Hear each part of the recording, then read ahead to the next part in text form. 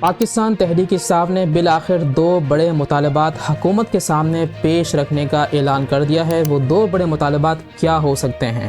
لیکن ایک بات یہ ذہن نشین کر لینی چاہیے کہ پی ٹی آئی نے دو بڑے مطالبات میں عمران خان کا ذکر ہی نہیں کیا۔ پاکستانی سیاست میں نئی گرما گرمی شروع ہو چکی ہے۔ ناظرین، پاکستان تحریک انصاف نے دو بڑے مطالبات حکومت کے سامنے پیش رکھنے کا اعلان کر دیا ہے، اور ان دو مطالبات پر تفصیلی ان کی آپس میں بیٹھک بھی ہوئی ہے۔ وہ آپ سے ابھی آگے چل کر شیئر کریں گے کہ وہ مطالبات کیا ہیں۔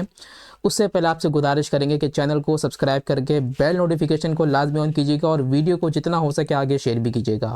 تو پاکستان تحریک انصاف نے سب سے پہلے دو بڑے مطالبات ذکر کر دیے ہیں، لیکن اس سے پہلے میں آپ کو بتاتا چلوں کہ اس میں عمران خان کی رہائی کا کوئی تذکرہ نہیں ہے۔ یہ بڑی بات چیت ہے کہ ہم یہ دیکھ رہے ہیں کہ بانی پی ٹی آئی کے کوئی رہائی کا ذکر ہی نہیں ہے دو مطالبات کے اندر۔ سب سے پہلا مطالبہ کیا ہے وہ آپ کے سامنے شیئر کرتے چلیں۔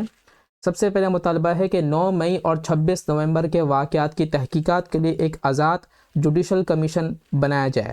دوسرا مطالبہ یہ ہے کہ جیلوں سے تمام قیدیوں کو رہا کیا جائے جن کا تعلق پاکستان تحریک انصاف سے ہے، خصوصاً جو 9 مئی کے واقعات میں گرفتار ہوئے تھے اور 26 نومبر کے اس میں گرفتار ہوئے تھے۔